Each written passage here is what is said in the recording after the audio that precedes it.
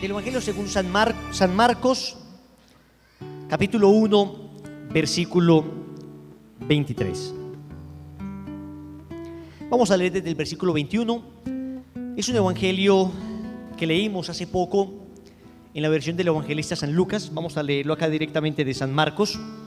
Es un famoso exorcismo que realizó Jesús en la sinagoga de Cafarnaúm. Entonces quiero que presten mucha atención. Al poco de llegar a Cafarnaúm, entró el sábado en la sinagoga y se puso a enseñar.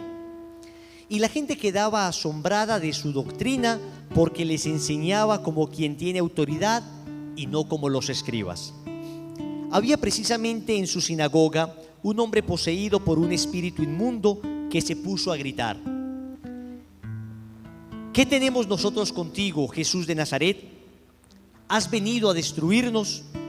Sé quién eres, el Santo de Dios. Jesús entonces le conminó: cállate y sal de él. Y el espíritu inmundo lo agitó violentamente, dio un fuerte grito y salió de él. Todos quedaron pasmados, de tal manera que se preguntaban unos a otros: ¿qué es esto?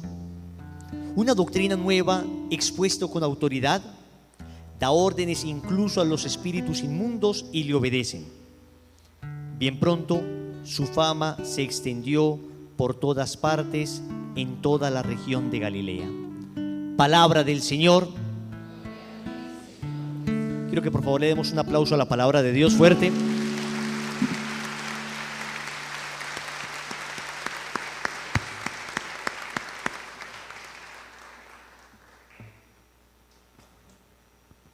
Muy bien, nos podemos sentar.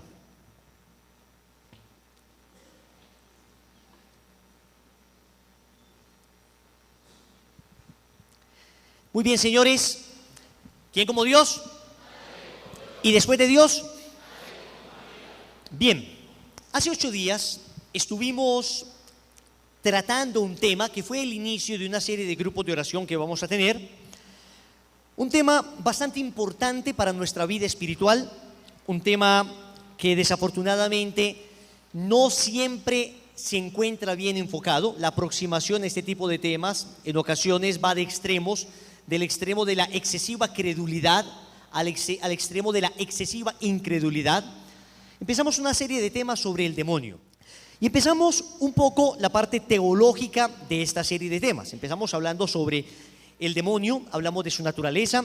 En primer lugar, hablamos de la necesidad de entender bien este tema, de cómo no es un gusto para nosotros hablar de esto, como decía San Juan Crisóstomo, pero que es una enorme necesidad, porque desafortunadamente, si es que no conocemos al enemigo contra el que nos enfrentamos, pues no vamos a ser capaces de defendernos. Si uno descuida la acción de su enemigo, sea porque ignore su existencia o reduzca su poder, o sea porque le parezca que tiene más poder del que realmente tiene, en cualquiera de los dos casos, o nos vamos a desesperar por creerlo demasiado poderoso y no podernos enfrentar a él, o vamos a presumir de que no necesitamos defendernos de él de ninguna manera porque no logra hacer nada en el hombre, si es que existe.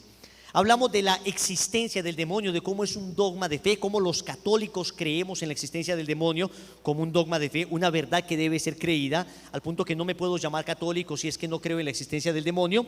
Y no porque queramos creer en la existencia del demonio, porque para nosotros lo esencial es Dios, lo esencial es Cristo. Pero es que la acción redentora de Cristo toca particularmente la acción del demonio. Precisamente de lo que nos vino a liberar Jesús fue de la acción de Satanás, de la acción que Satanás había logrado sobre el mundo. Por eso lo llamaba el príncipe de este mundo. Noten que el Señor no vino a redimir políticamente a Israel ni al mundo. Todos esperaban un Mesías político, los judíos esperaban un Mesías político. Algunos dicen que en la psicología de Judas terminó entregando a Jesús porque no fue el Mesías político que él esperaba, un Mesías que andara en una cabalgadura blanca, en su corcel con su espada y un ejército armado para librarse definitivamente de la opresión del pueblo extranjero romano que les oprimía, un nuevo David. Pero resulta que llegó un hombre sin armas proclamando la paz, montado en un burrito, al que todos llamaban hijo de David, Hosana al hijo de David, bendito el que viene en nombre del Señor. Y Judas, algunos piensan, se desespera al ver que este no es finalmente el Mesías esperado y entonces le termina entregando. De hecho, el demonio en las tentaciones, en el Evangelio de San Mateo capítulo 4, lo que el demonio le propone a Jesús como último término en sus tentaciones es que manifieste un poder político, convierte estas piedras en pan, es decir, acaba con el hambre del mundo. Eso es lo que prometen los políticos hoy, ¿no? Si te postras te daré todas las riquezas. Pues eso es lo que finalmente quiere una persona cuyo corazón se ha degenerado y se ha torcido con el poder, riquezas. El Señor le dice, no, adorarás al Señor tu Dios y solo a Él servirás. Tírate del pináculo más alto del templo y muestra tu poder, le dijo el demonio, para mostrar el poder nuevamente. No tentarás al Señor tu Dios. El Señor tenía perfectamente claro que Él no era un redentor político, porque si finalmente hubiera liberado a Israel de la opresión de Roma, pero es que más tarde habría otro pueblo que le oprimiría. Y después hubiera sido Israel tal vez el que terminaría oprimiendo a otros pueblos. Porque finalmente el problema no es el pueblo que me oprime ahora. El problema surge del corazón del hombre, que es un corazón opresor, que es un corazón malvado, que es un corazón perdido. Por eso lo que vino a redimir el Señor fue el corazón del hombre que se encontraba en la oscuridad demoníaca, el corazón del hombre que se encontraba bajo el reinado de Satanás. Por eso el Señor llamó a Satanás el príncipe de este mundo. En alguna ocasión incluso lo llama el Dios de este mundo, para que se hagan una idea. Entonces, si tú quitas al demonio de la Biblia, no estás quitando al demonio. Estás disminuyendo el valor redentor de Cristo, estás disminuyendo la real intención por la que Cristo vino a redimirnos. Nos arrancó de las garras de Satanás para ponernos nuevamente en las manos amorosas del Padre. Algunos dicen, no, es que Jesús creía en el demonio, como en aquella época los judíos todos creían en el demonio. Ya dijimos que eso es falso, no todos los judíos creían en el demonio. De hecho, había una secta judía llamada los saduceos, que era una secta curiosamente élite intelectual, que no creía ni en los ángeles ni en los demonios. Por consiguiente, no es que Jesús hubiese sido influenciado por el ambiente de entonces, porque repito, sí es cierto que los esenios, que era una secta judía, creían en el demonio, los fariseos también creían en el demonio, pero otros no, entre ellos los saduceos. Así es que Jesús hubiera perfectamente podido decir, no, yo tampoco creo en el demonio, eso es un mito, eso es una contaminación que el pueblo de Israel recibió en Babilonia en la deportación. Israel vino pensando en esas cosas, pero para nada existen seres espirituales llamados ángeles, ni mucho menos demonios. Pero el Señor combatió desde el inicio de su ministerio público la acción de Satanás. No solo cuando fue tentado. Si ustedes notan, al terminar la Navidad empezó el tiempo ordinario. Y en los evangelios de estos días hemos venido escuchando cómo el Señor va expulsando los demonios de las personas. Y siempre que hablan de la acción salvadora de Cristo, hablan de que Él sanaba a los enfermos y liberaba a los posesos. Siempre la acción salvadora de Cristo iba acompañada de un ejercicio de exorcizado, de un ejercicio de liberar de la acción del demonio a las personas. Después hablamos un poco de la naturaleza de los ángeles en general. Dijimos que son seres espirituales, que son seres personales, que no son energías etéreas. Nosotros conocemos 7 arcángeles en la Biblia, nos habla de 7 arcángeles, de los cuales solo sabemos el nombre de 3, San Miguel, San Gabriel y San Rafael. De resto no conocemos el nombre de ningún otro arcángel. Cuando te hablen de otros nombres, por bonitos que parezcan, ten mucho cuidado, porque ahora la nueva era, con eso de la angeología o angelología, está también enredando a las personas sobre los ángeles. Y te dicen que los ángeles son como energías. Incluso te han invitado a que abras la puerta de tu casa, deja la ventana de tu casa abierta en la noche y pon un vaso de agua para que pueda venir ese ángel, que es una especie de energía. Una cantidad de barbaridades. Y a mí me tocó ver con mis propios ojos a un joven universitario bastante escéptico, que le abrió supuestamente las puertas a ese ángel y empezó a comunicarse con un ángel no sé qué, y empezó a sentir que ese ángel le mareaba, y cuando en medio de una oración cayó y empezó a botar babasa y empezó a gritar como un endemoniado, se dio cuenta que la puerta que le abrió no fue a un ángel bueno, sino en realidad a la acción demoníaca. Esto es un caso histórico que me tocó conocer de un joven para nada crédulo, un joven bastante incrédulo, y cuando empezó a sufrir un proceso de liberación se dio cuenta que con esto hay que tener mucha precaución.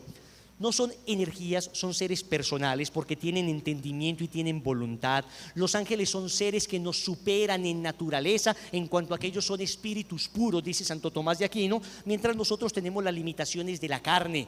Por consiguiente, ellos logran tener un conocimiento mucho más profundo de la realidad. Ellos conocen de manera intuitiva, ellos logran entenderte y conocerte más a ti de lo que tú mismo te conoces. Por eso cuando una persona va donde un brujo, entonces el brujo es capaz de decirle cosas que la persona queda sorprendida, porque el brujo trabaja con la acción de Satanás, no puede trabajar con la acción de Dios, porque la palabra de Dios prohíbe con claridad la brujería. Entonces Dios no se va a contradecir a sí mismo.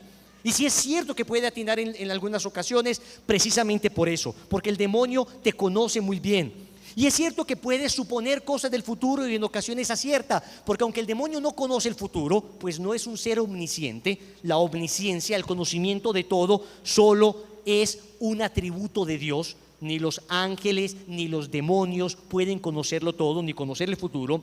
Pero un ángel puede intuir, con base en lo que te conoce, bastante bien lo que puede pasar contigo. Eso lo vimos hace 8 días también. La charla está montada en internet, les invito a que la busquen, porque hablamos un poco de esto, hablamos un poco sobre todo de la naturaleza del demonio.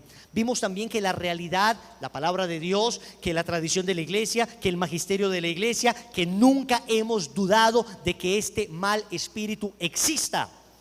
Pues resulta que acaba de salir un artículo, no hace poco, hace un mes largo, en una revista bastante atea y bastante anticristiana de los Estados Unidos. Es una revista que no es precisamente católica, al contrario, ha sido bastante crítica de la fe cristiana. Un artículo en la revista The Atlantic, una revista de origen protestante liberal, que repito, ha atacado mucho a la Iglesia Católica, y sin embargo, en uno de sus últimos tomos, han hecho un artículo tremendo sobre la realidad del demonio. Estamos hablando de que esto sucedió hace aproximadamente un mes y medio. Y entre las estadísticas que presenta este autor del artículo, dice que en una entrevista de la agencia Gallup, una famosa agencia de encuestas, en una encuesta de la agencia Gallup de 1990, se descubrió que en Estados Unidos el 55% de las personas creían en la existencia del demonio. 1990. Pues volvieron a hacer una en año 2007. Y en el 2007 había incrementado a un 70% de estadounidenses que creen en la existencia del demonio. Qué fenómeno tan extraño y tan curioso. Porque esto mismo está pasando en Europa.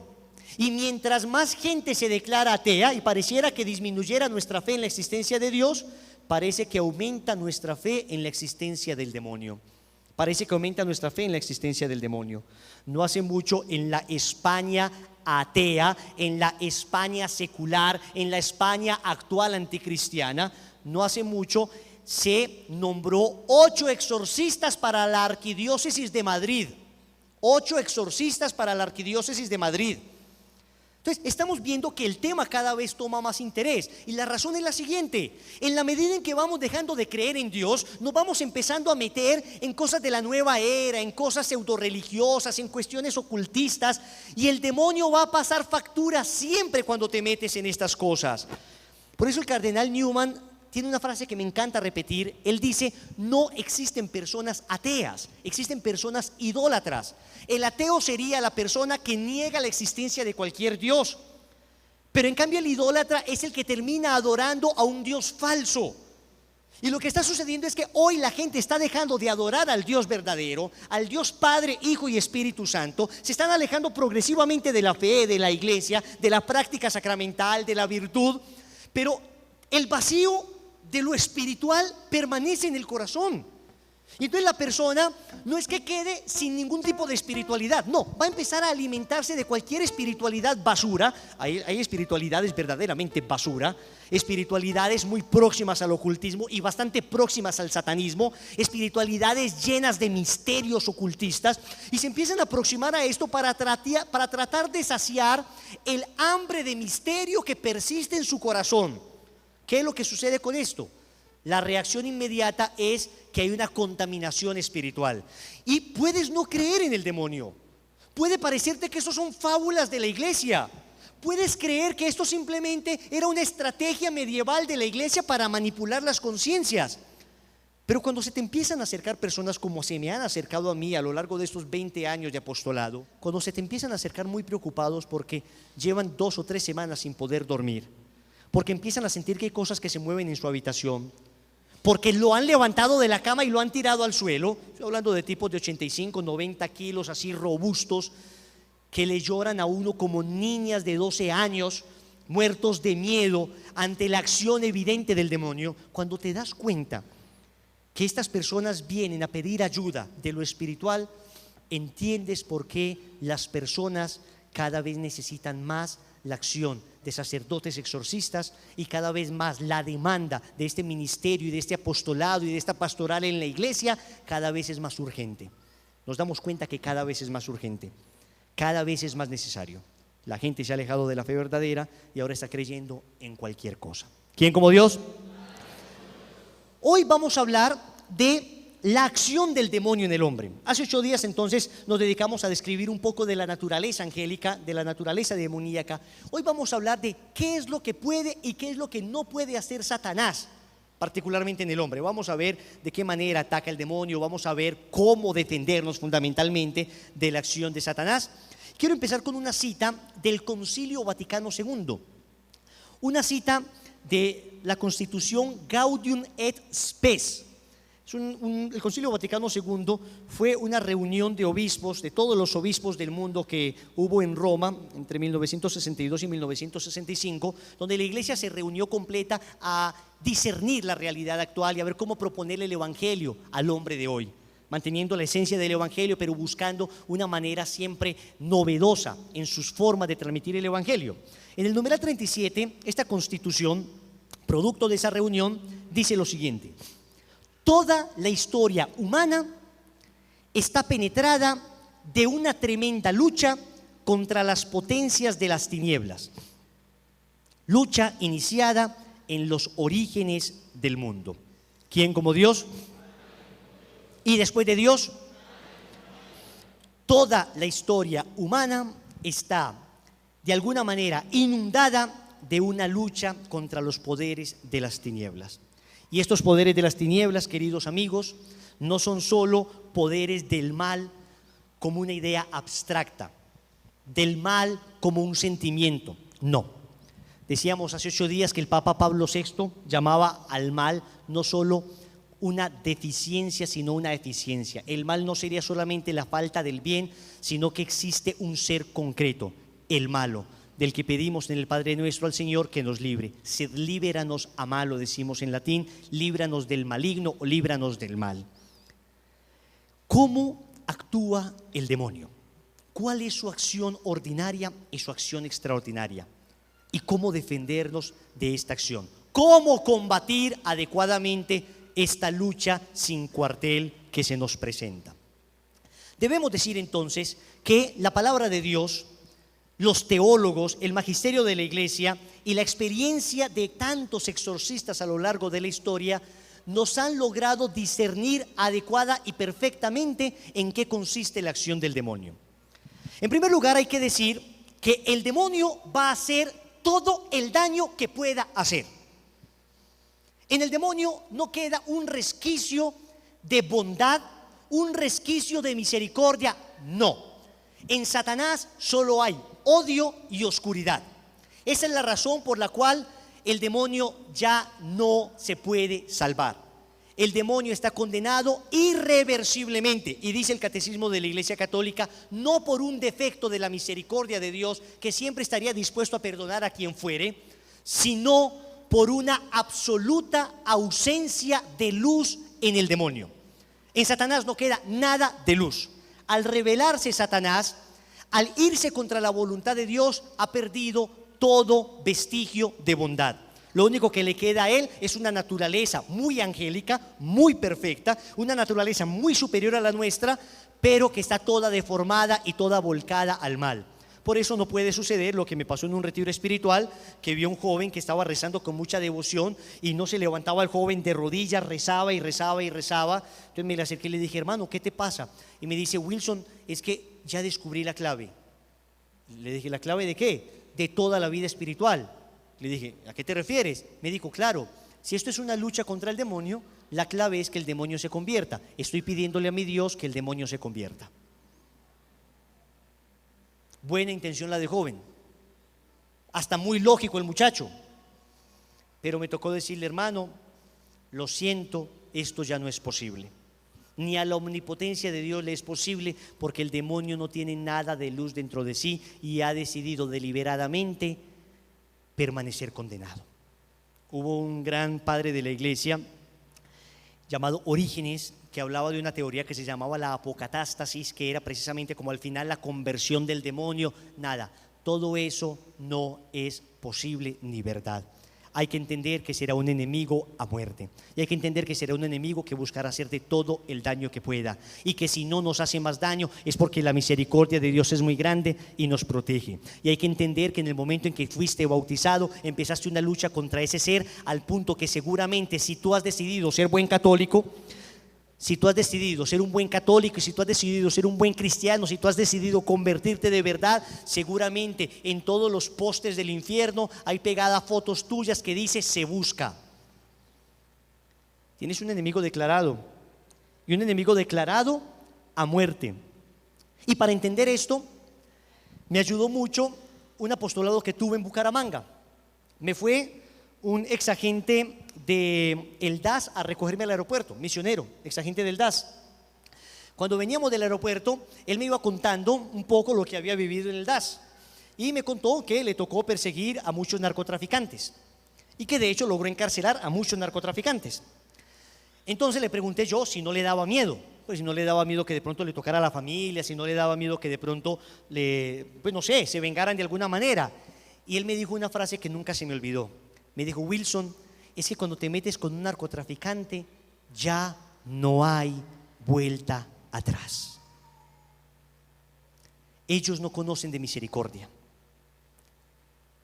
Cuando yo me metía, sabía que tenía que llegar hasta las últimas consecuencias, que tenía que meterme hasta el final, que yo no me podía quedar en la mitad del camino y decirles perdónenme, ya no voy a seguir. No, si yo me metía sabía que tenía que llegar hasta encarcelarlo, o si no, peligraba no solo mi integridad física, sino la de toda mi familia, porque esta gente no conoce de misericordia. Cuando escuché eso, se me vino a la mente inmediatamente el himno de Lazos de Amor Mariano. En el himno de Lazos nosotros cantamos, porque ya no hay vuelta atrás, estamos consagrados a su servicio, y con lazos de amor hacemos parte del ejército elegido de la Madre de Dios, aquella que nos escogió en su misericordia, ¿no? Y me parecía muy lindo ese himno, porque ya no hay vuelta atrás. O sea, lo sentía como un tonito sabroso, y lo veía siempre por un lado muy positivo. Pero es que por el lado negativo también es cierto que ya no hay vuelta atrás. Es que le hemos declarado la guerra a Satanás, y es que Satanás no va a estar contento hasta que nos destruya, si es que nos dejamos destruir. Es decir, te has metido en esto, ahora métete con toda, ya no hay vuelta atrás. ¿Vas a seguir al Señor? Pues síguele en serio, porque tenemos un enemigo que de verdad nos odia a muerte eterna. ¿Quién como Dios? Y después de Dios, el demonio entonces ejerce sobre nosotros una acción ordinaria y ejerce una acción extraordinaria. La acción ordinaria es básicamente esta. Escuchen, tentación. Eso es lo que el demonio ordinariamente hace, tentar. Busca tentar deliberadamente a la persona. ¿Y qué es una tentación? Una tentación es una invitación al mal, invitación al pecado, una invitación a alejarte de Dios. La tentación no es un pecado, porque el mismo Señor fue tentado y jamás pecó, porque la misma Virgen Santísima fue tentada y jamás pecó. La tentación no pasa de ser una insinuación, una invitación al pecado. Solo es pecado cuando accedes a la tentación. La tentación sería entonces una insinuación, una invitación, y pecas si aceptas la invitación. Pero no solo el demonio tienta, los tres enemigos del alma te pueden tentar. Tenemos tres enemigos del alma: mundo, demonio y carne. El mundo entendido como ambiente de pecado, de donde procede el apelativo mundano.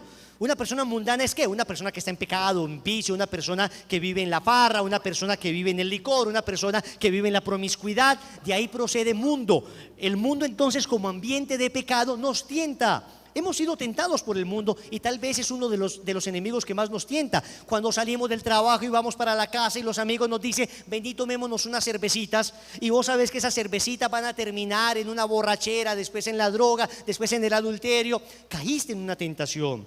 Cuando de repente estás por ahí en medio de una reunión y todo el mundo comienza a criticar y te pica a ti la gana de criticar y esa lengua viperina y bífida comienza a moverse y te da ganas. Es una tentación mundana, una tentación mundana. Cuando vas por la calle y ves el lujo excesivo y entonces tú quieres también tener ese lujo, así sea a costa de la quiebra de tu familia, y te obsesionas con las riquezas y te obsesionas con tener lo mejor. Una tentación mundana. El mundo nos tienta permanentemente. Las redes sociales, Facebook, Twitter, Instagram, que miras a ver quién te dio un me gusta, entras a su perfil, después de ese perfil entras a otro y terminas no sé en qué cantidad de perfiles. Y ahí vienen las tentaciones de mujeres semidesnudas, en fin, tentaciones mundanas, tentaciones que son producto del ambiente en que vivimos. Digo, la inmensa mayoría de tentaciones que nosotros tenemos son tentaciones mundanas. También existen las tentaciones carnales, mundo, demonio y carne, la de la carne. Y las de la carne son aquellas que proceden no de lo que viene de afuera, sino de lo que está dentro. Proceden del interior, proceden de la debilidad carnal que tenemos, no solo en el ámbito sexual, también en el ámbito irascible, es decir, no solamente las tentaciones lascivas, no solo la tentación que se une a la tentación que viene de afuera. Digo, veo una mujer voluptuosa, inmediatamente en mí hay una respuesta de deseo carnal desordenado, pero también a veces es la búsqueda deliberada de esto, es la búsqueda deliberada de impurezas, es la búsqueda deliberada de saciar mi ira. Esas tentaciones, por ejemplo, que tenemos de la carne, de personas que no soportan nada, de personas que a toda hora viven de mal genio, de personas que a toda hora viven regañando, gritando, de personas que a toda hora viven tristes, de personas que escupen y parten la baldosa, que con un grito tienden la cama, que voltean las tajadas fritas con la mano. ¿Hay algunos de esos acá? Puede que sí. Son tentaciones que proceden de uno, espontáneamente de ti. Y es la tentación que siempre te acompaña. Podés estar en un monasterio metido por allá en un claustro que no haya nada del mundo que te afecte, y tan lleno de santos y de liturgia que el demonio esté lejos.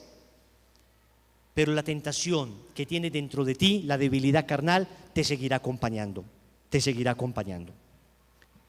Pero finalmente viene la tentación que procede de Satanás, que se llama su acción ordinaria. ¿Cómo discernir una tentación del demonio de una tentación del mundo y de la carne? Muy fácil, muy fácil. Todos hemos sufrido tentaciones que tienen estas características. Primero, surgen espontáneamente.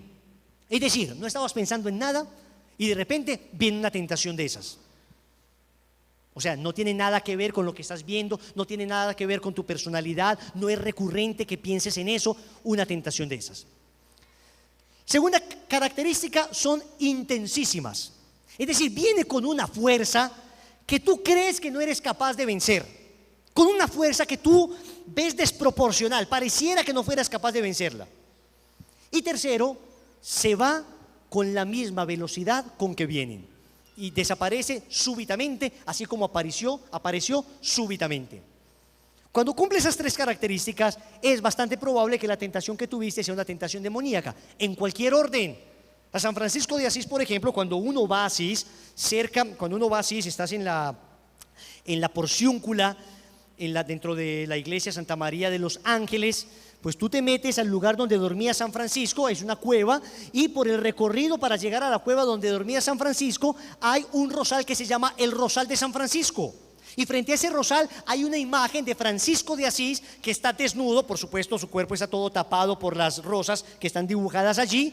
Está lleno de sangre San Francisco de Asís y aparece un demonio huyendo de él. Y entonces cuentan que Francisco de Asís en una ocasión allí mismo en ese rosal tuvo una tentación de lujuria tan fuerte que su carne gritaba por deseo de mujer. Y San Francisco lo que hizo fue desnudo revolcarse en medio de las rosas con espinas para que la tentación se fuera. Y dicen, y es verdad, uno va allá, que son las únicas rosas del mundo que se producen sin espinas. 8 siglos después sigue ese rosal produciendo rosas. Es una especie única en el mundo y uno va allá y uno lo contempla. Bueno, si nosotros tuviéramos que hacer eso, estaríamos más llenos de laceraciones y de espinas por todas partes. Si a cada tentación de lujuria nos tuviéramos que revolcar, señores, les cuento que tendríamos que andar con rosal en mano. Pero es una manera de mostrar cómo aún los santos han tenido este tipo de tentaciones. A mí me ocurrió en una ocasión, lo he contado varias veces, pero me sirve muy a propósito de la charla, una tentación demoníaca que vino a tratar de ponerme a dudar en la fe. Iba subiendo para donde una amiga, para donde Norita, que es una casi hermana mía, iba a visitarla. Ella vivía en un segundo piso, en el descanso entre el primero y el segundo piso, el descanso de las escalas. Yo iba subiendo y iba pensando en cualquier cosa,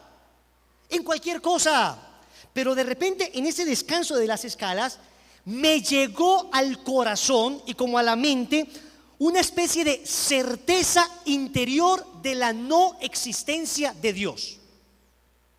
No sé ni cómo explicarles esto. Yo ya había empezado el camino de conversión. Yo estaba segurísimo de que Dios existe, o sea, para mí no cabía duda, ya había visto la acción de Dios en muchas cosas, pero en ese momento tenía dentro de mí como una especie de certeza interior de la no existencia de Dios, que ningún razonamiento era capaz de vencer, ninguno.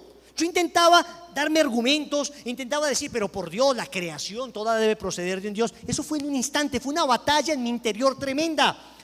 Y entonces yo era luchando ahí. Y esa certeza como que me hacía decir, no, todo el tiempo que has creído en vano. Inmediatamente, yo me acuerdo que había leído ya sobre las tentaciones demoníacas, detecté que era una tentación demoníaca y San Ignacio de Loyola recomienda ante las tentaciones, cualquiera, pero especialmente ante las tentaciones demoníacas, responder con algo que se llama el contraataque. Y el contraataque es responder con la virtud que está siendo tentada. La virtud contraria al vicio que se nos propone. Miren que eso fue lo que hizo San Francisco. Si la tentación lo que pretendía era darle placer a la carne, Francisco lo que hizo fue dar un poquito de dolor a la carne. Entonces, si la tentación que yo tenía era una tentación de fe, yo dije, voy a hacer un acto de fe. Señores, me he puesto de rodillas en ese momento y comienzo no a decir, a gritar el credo. Si la tentación era de fe, yo tenía que responder con un acto de fe. Y comencé a decir, creo en Dios Padre Todopoderoso, Creador del cielo y de la tierra. Miren, yo cerré los ojos, yo no sé si pasó gente, yo creo que sentí una persona que pasó. ¿A poco me tiran una moneda de ese pobre muchacho? Me la tiran ahí. Pero a mí no me importaba, yo estaba con una convicción, con una fe, y terminé de rezar ese credo y la tentación desapareció por completo. Fue tan increíble la tentación que yo sentía que me tiraba contra la pared. Yo estaba en un momento, yo me acuerdo, estaba como contra la pared, aprisionado por esa convicción interior. Por supuesto, convicción mentirosa y satánica. A partir de ese momento, jamás he vuelto a tener una tentación contra la virtud de la fe. Jamás, jamás. Pero noté que era particularmente acción de Satanás. ¿Quién como Dios? Y después de Dios, el demonio puede tentarte de mil maneras. Puede tentarte en tu entendimiento, puede proponer imágenes terribles. Yo recuerdo algún joven que se me acercaba al inicio de mi conversión, se me acercaba a decirme, Wilson, me pasa algo. Voy a la misa y aún en la Eucaristía y aún en las imágenes religiosas tengo tentaciones de lujuria. Y lloraba el muchacho desesperado, me decía, yo soy un monstruo. Yo le decía, no eres un monstruo, son tentaciones demoníacas. Curiosamente, a lo largo de estos años, varias personas se me han acercado a decirme eso, sobre todo al inicio de la conversión. Pero lo curioso es que también ha habido personas que después de años de convertidos, de repente han tenido esa tentación y es como una cierta intensidad de imágenes sexuales o de imágenes feas, pues de cosas horripilantes que terminan perturbando su interior.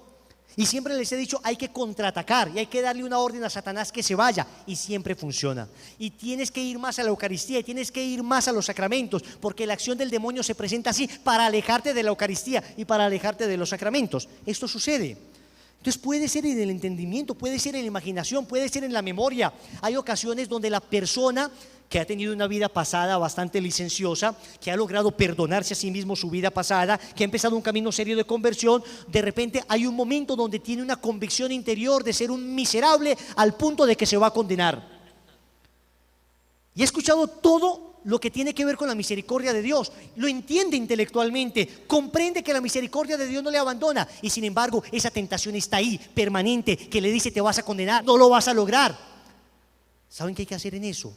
Rápido a la Eucaristía, a comulgar, rápido al sacramento de la reconciliación, rápido a darle la orden a Satanás de que se vaya de tu vida, porque tú eres un ejemplo vivo de la misericordia de Dios, y porque Dios te ha lavado con su sangre, y porque mientras más pecador eres, más misericordia Dios ha tenido contigo, y por eso eres un trofeo de Dios, porque te has convertido.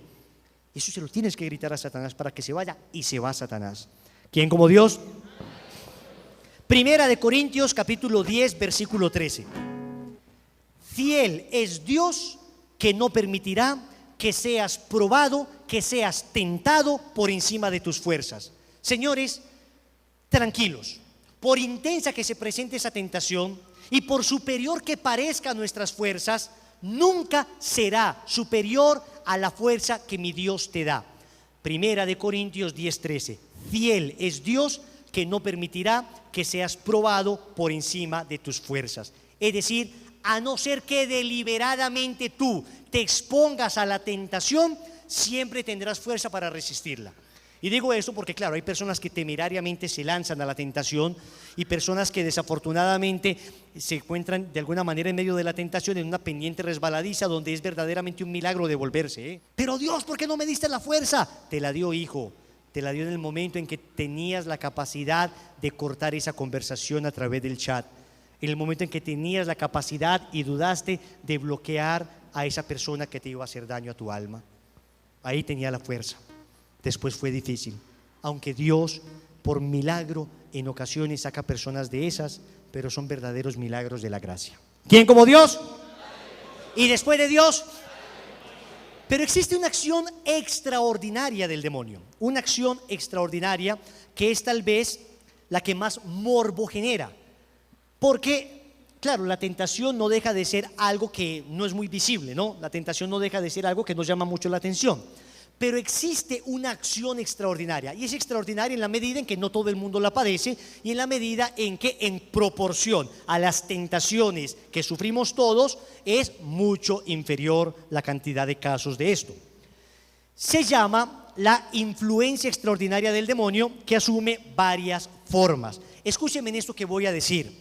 Si tú lees un libro que se llama Narraciones de un exorcista o Habla un exorcista, que es el bestseller del más grande exorcista de los últimos tiempos, del padre Gabriel Amorth. Gabriel Amorth dice que existen 6 formas extraordinarias, 6 formas extraordinarias de acción del demonio. Él empieza a hablar de las enfermedades impuestas por el demonio, después él habla de la posesión demoníaca, después él habla de la infestación demoníaca, después él habla de la vejación demoníaca, él habla, en fin, la clasifica en 6 partes. Si tú lees un libro que se llama Suma Demoníaca, de un famoso exorcista español, el padre Antonio Fortea, estos 2 exorcistas, pues tuve el regalo de Dios de estar hablando con ellos personalmente, o sea, les conozco personalmente. Con el padre Amor estuve entrevistándome unas 3 horas, con el padre Fortea, Lazos de Amor Mariano, lo ha traído a varios eventos, a varios congresos en las diferentes sedes, acá en Colombia, en Ecuador, en diferentes lugares. El padre Fortea ha estado con nosotros. En su libro Suma Demoníaca, el padre Fortea hace también una clasificación de la acción extraordinaria del demonio. Y en medio de esa clasificación él habla de una influencia interna y de una influencia externa. En medio de esa clasificación él habla de una circundatio. Es decir, existen diversas clasificaciones de esto. Vamos a tratar de resumir la acción extraordinaria del demonio en 3 cosas muy puntuales que recoge tanto lo de Amorth como lo de Fortea, y que me parece que es un resumen que hace muy bien Monseñor Alfonso Uribe Jaramillo, el más grande exorcista de Colombia, obispo de la diócesis de Sonsón, Río Negro, el más grande exorcista en los últimos 50 años. Él tiene un libro que se llama Ángeles y Demonios, que no es el libro Ángeles y Demonios de Dan Brown, no, es un libro Ángeles y Demonios donde, con base en diversos exorcistas, él hace esta clasificación que se me hace muy fácil de comprender. Miren, toda simplificación de este tema siempre, desafortunadamente, trata el tema de manera reduccionista. O sea, todo lo que les voy a decir es más complejo de lo que les voy a decir, pero para no ir a especialistas, para no ir a especialidades, para no ir a minucias que no nos interesan a nosotros por no ser exorcistas, sino para tener un conocimiento general, un bosquejo general de esto, vamos a reducir la acción del demonio en las personas en 3 actos concretos. Vamos de menos a más: obsesión demoníaca, opresión demoníaca y posesión demoníaca. Obsesión demoníaca, opresión demoníaca y posesión demoníaca. Bien, serían como las 3 que logran recoger todo lo que Fortea y Amor mencionan al respecto. Y sobre las cosas, el demonio actúa con algo que se llama la infestación demoníaca. Infestación demoníaca. Entonces vamos a ver cada una de ellas con distintos ejemplos, porque a lo largo de estos 20 años nos hemos encontrado con esto.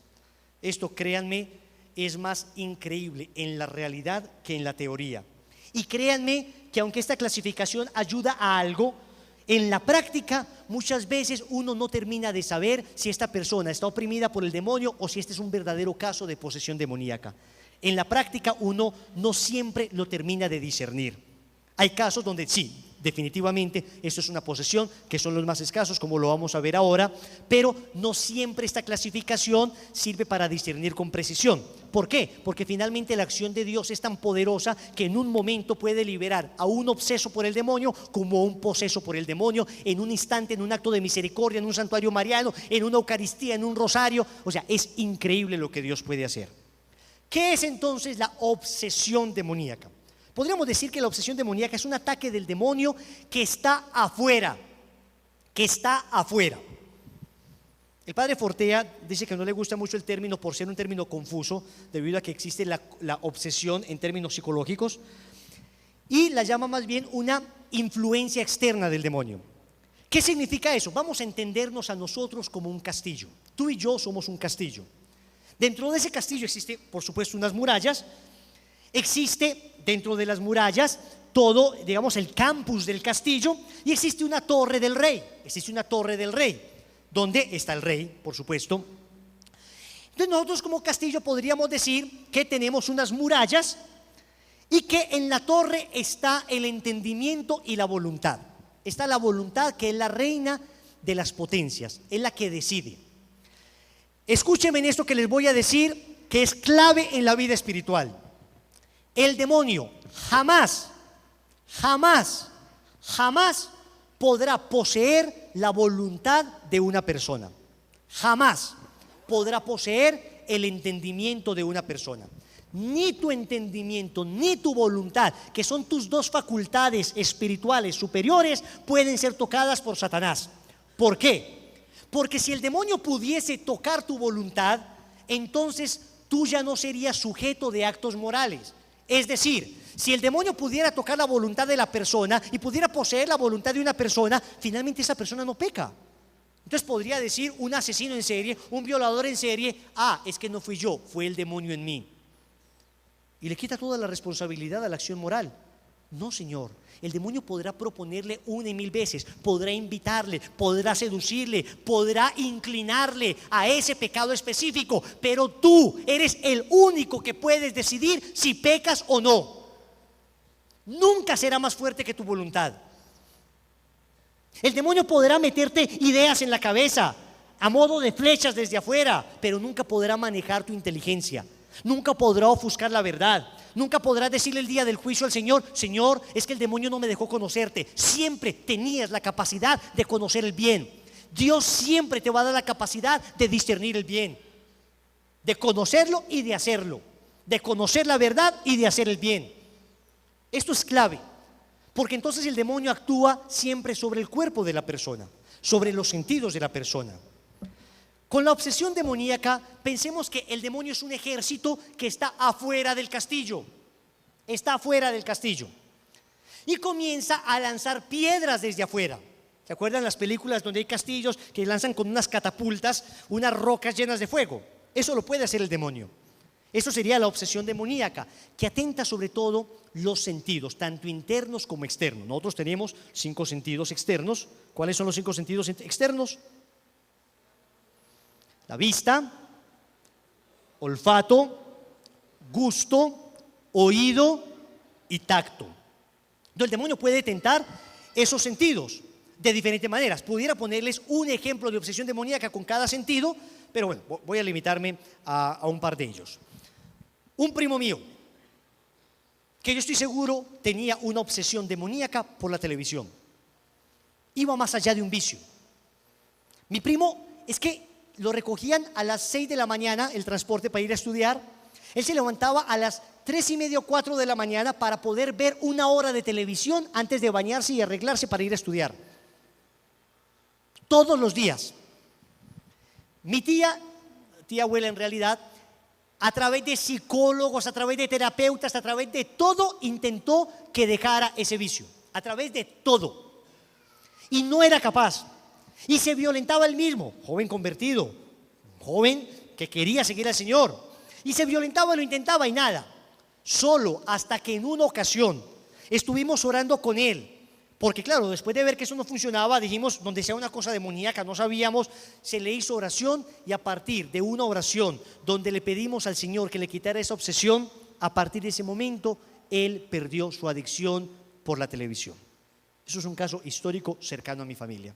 Así, pero de la noche a la mañana. Para que vean que es una cosa increíble. Otra señora, que yo estoy seguro que esto no era un vicio normal, sino que era una obsesión demoníaca, se fumaba 5 cajetillas de cigarrillo al día. 5. 5. O sea, ¿ustedes tienen una idea qué es eso? ¿Cuántos cigarrillos tiene una cajetilla? 20. O sea, 100 cigarrillos al día. Yo no creo que eso sea posible si no lo hubiera dicho la señora. Y créanme que, bueno, si me lo hubieran contado hubiera dicho, sí, está exagerando. No. Ella me lo dijo. Ella me lo dijo y todos los que la conocían decían que era cierto. Se había aplicado parches, había hecho terapias de no sé qué, programación neurolingüística, escuchaba cassettes en la noche en esa época para terapiarse, para dejar el cigarrillo, todo lo que quieras. Nada. Entonces dijimos, bueno, vamos a ver, puede ser una obsesión demoníaca, vamos a orar por esto. Le damos la bendición de María Auxiliadora. En medio de la bendición de María Auxiliadora, una bendición que estrictamente hablando cualquier persona puede dar. Ahora les voy a explicar que cualquier laico puede ordenarle a Satanás que se vaya de su vida, porque el Señor ha dicho en el Evangelio de San Marcos, capítulo 16, versículo 17, el que crea en mi nombre expulsará demonios. Lo que pasa es que la iglesia es prudente y tiene unas condiciones. Le dimos la bendición de María Auxiliadora, hicimos una oración sencilla, no hubo gritos, no hubo nada, simplemente hubo unos gemidos en ella, yo recuerdo muy bien, y ella sintió como que botó algo, exhaló un aliento. Pues señores, ella dice, a partir de ese momento empecé a cogerle fastidio al cigarrillo, al punto que el siguiente cigarrillo que me fumé me supo tan maluco que dejé de fumar totalmente. Esos son casos históricos que conozco, de cosas que yo estoy seguro son obsesiones demoníacas. ¿Significa que todos los vicios son obsesiones demoníacas? No. Pues ojalá fuera así, porque sería muy fácil simplemente hacer una oración y que la persona se liberara de las drogas, que la persona se liberara de la ludopatía, que no. ¿Cómo sabe uno cuáles son? Pues hombre, normalmente se presentan de una manera tan insistente que ninguna terapia funciona, que han intentado por todos los medios y nada. Entonces pueden pensar, acá puede haber alguna acción del demonio y no pasa nada si se ora. Y resulta que no pasó nada, de todas maneras se hizo oración. Pero es importante hacer oración por esto. Es importante no descartar la posibilidad de la obsesión demoníaca. ¿Quién como Dios? ¿Y después de Dios? Pero también aparece la obsesión demoníaca en pensamientos, en ideas obsesivas. Recuerdo un joven, estaba yo paseando con mi esposa, estábamos en Villavicencio, y me encuentro un muchacho que había estado en Lazos, y este muchacho se me acerca y me dice, mi esposa me está engañando. La esposa de él era un ángel, pues yo conocía ese matrimonio, una mujer buena, pues buena como el pan. Me está engañando. Entonces yo le decía, no, a ver, hablé con la esposa, nada que ver, una mujer virtuosísima, una mujer buena. Y el tipo me está engañando. Le decía, pero ¿tienes pruebas? No, sí tengo pruebas. Es que de repente una vez iba entrando y sí estaba hablando con alguien por teléfono y le dio como susto. Entonces le pregunté a ella y digo, nada que ver, ¿cuál susto? No me di cuenta que había nadie y me saludó, entonces brinqué porque me saludó, pero el tipo sabía que era una mujer buena y sin embargo todo le cuadraba perfecto para un engaño de su esposa. Todo. O sea, era increíble. Entonces digo, no, venga, vamos a hacer una oración, porque esto no es normal. Le hicimos la oración al muchacho, una oración fuerte, nos dedicamos un buen tiempo. Ahí pues el paseíto con mi esposa se vio truncado de repente. Claro, yo estaba con mi esposa, estábamos paseando, y fue que en el hotel nos encontramos a esta pareja, en todas partes, bendito sea Dios. Pero mi Dios sabe por qué. Y entonces ahí, después de la oración, Él me dice, hace como así, veo con claridad. Esa fue la expresión que Él utilizó, veo con claridad. Ven, era una obsesión del enemigo. Hicimos un momento de oración, pidiéndole al Señor que cualquier tipo de cosa de esta se fuera. ¿Saben qué es lo que pasa cuando una persona no cree en el demonio? Que se pierde este tipo de gracias. Cuando no tienes fe, una cuestión como esta se pudiera solucionar con una sencilla oración. Y te estás perdiendo esta bendición por no creer. Pero cuando crees, funciona. Yo en mi propia vida he tenido también una obsesión demoníaca. Tuve en alguna ocasión de mi vida una obsesión demoníaca. Se plantaba como una idea y la sentía como física acá atrás en mi cerebro. La sentía como física. Una idea que me atormentaba, una idea que no se quería ir de mí. Y le pedí a un misionero. Estábamos en Ecuador. Le dije a un misionero, ven, ¿puedes hacerme un favor? ¿Puedes orar por mí? Creo que tengo una obsesión demoníaca. Oró por mí y créanme, es como si te quitaran un peso invisible de tus hombros que has intentado botar por todos los medios y como que te persiguiera, que ese peso estuviera adherido a ti y tú te volteas y no eres capaz. De repente es como que vieras con claridad, como que vieras con claridad.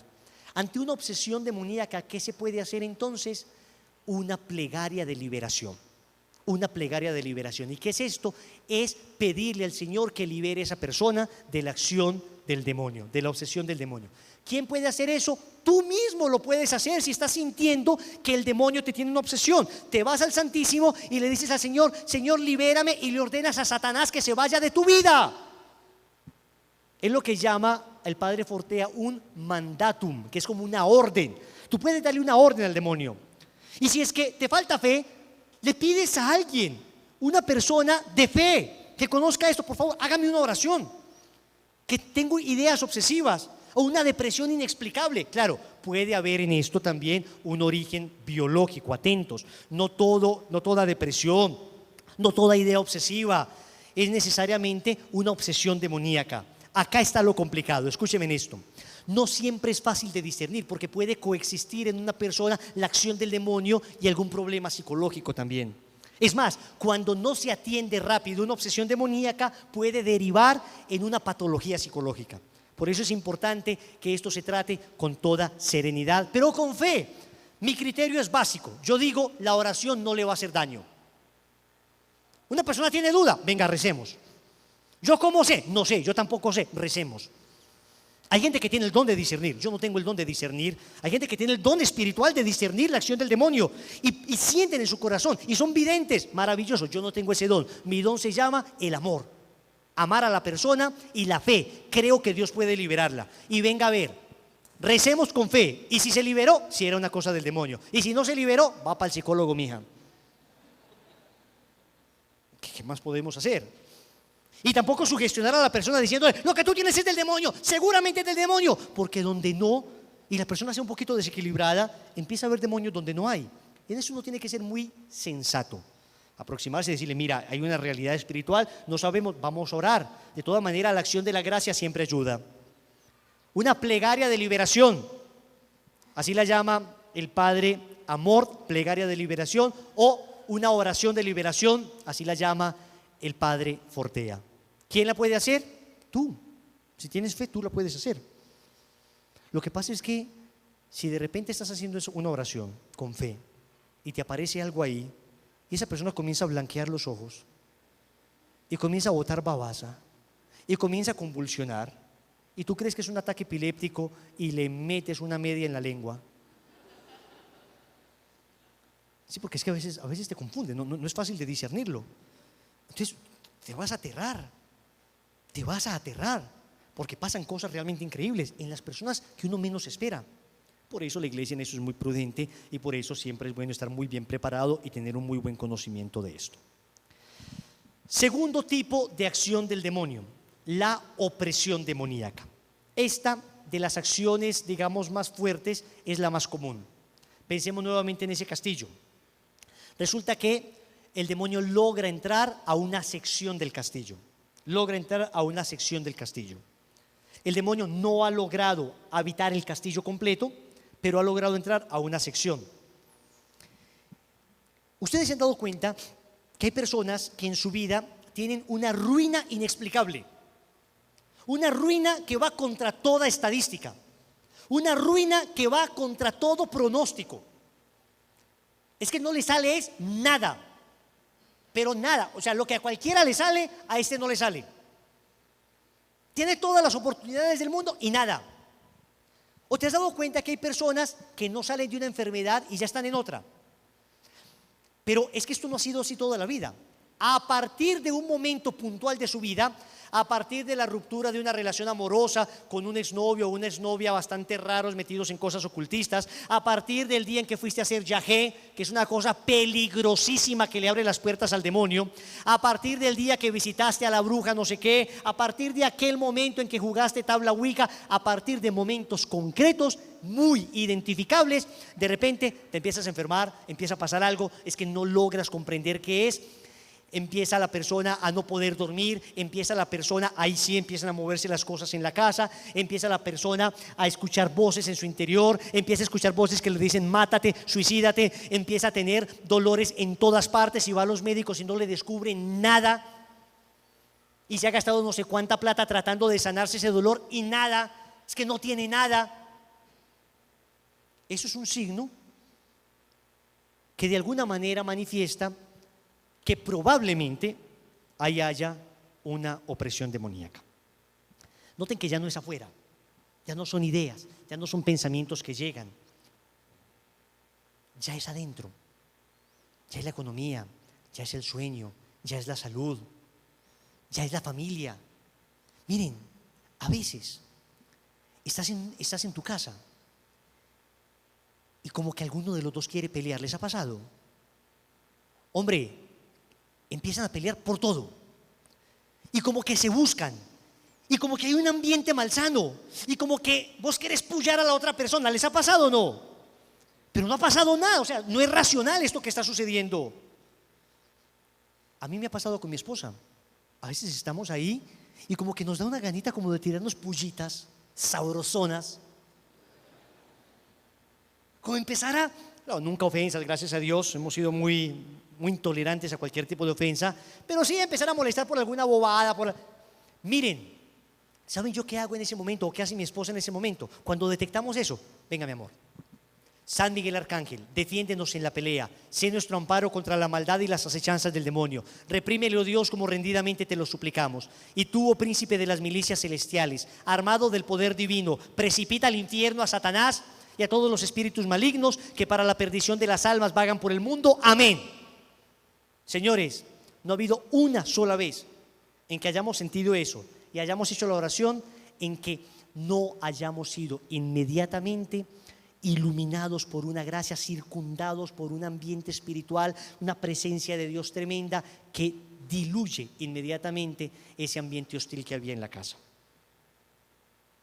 Es que tú tienes que saber que el demonio está por ahí. Wilson dice, eso es una cosa psicológica.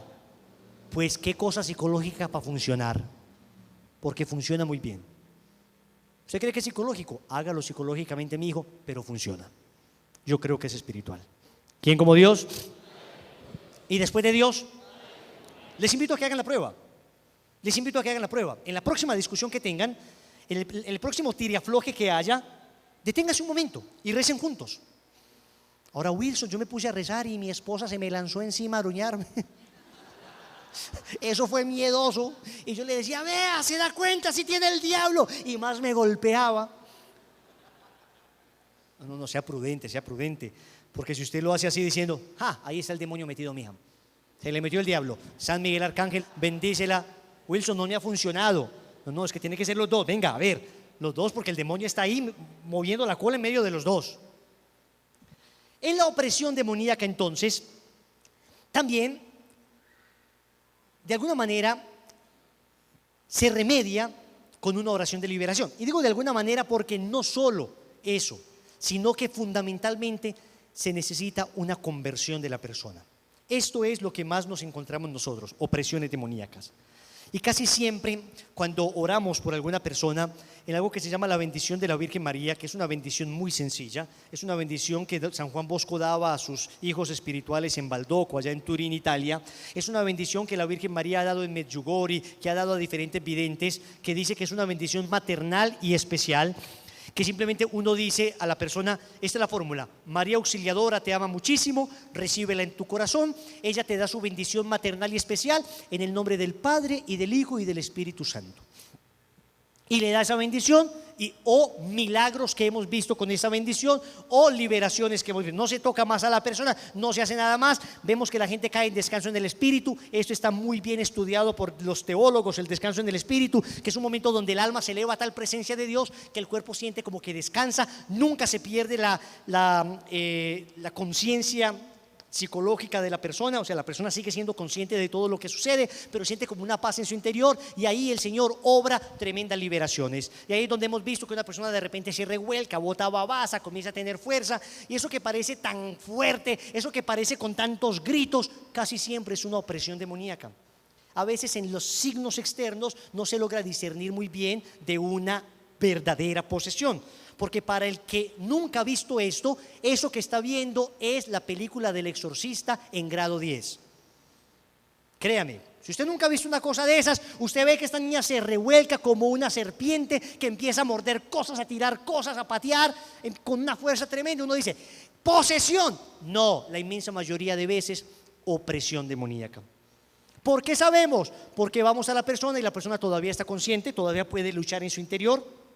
Porque la persona normalmente ha dejado entrar al demonio por alguna puerta, y acá les voy a hablar de cuáles son las puertas por las cuales entra el demonio. Primera puerta, la más importante por la que entra el demonio: el pecado, señores. Una persona que habitualmente vive en pecado mortal es una persona que de alguna forma tiene puertas abiertas para el demonio. Wilson, ¿significa que toda persona que vive en pecado está poseso por el demonio, opreso u obseso por el demonio? No.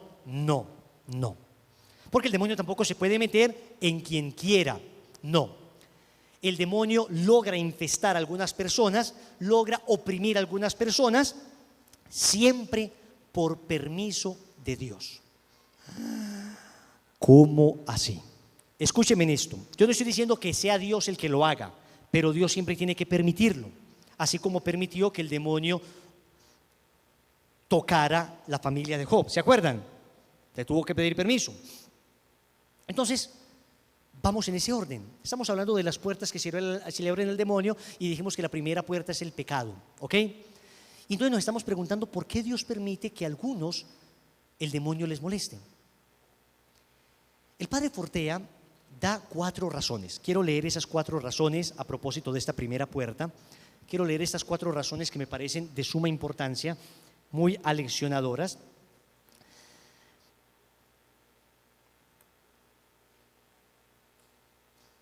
La primera de ellas, porque ante un problema demoníaco se muestra la verdad de la fe católica.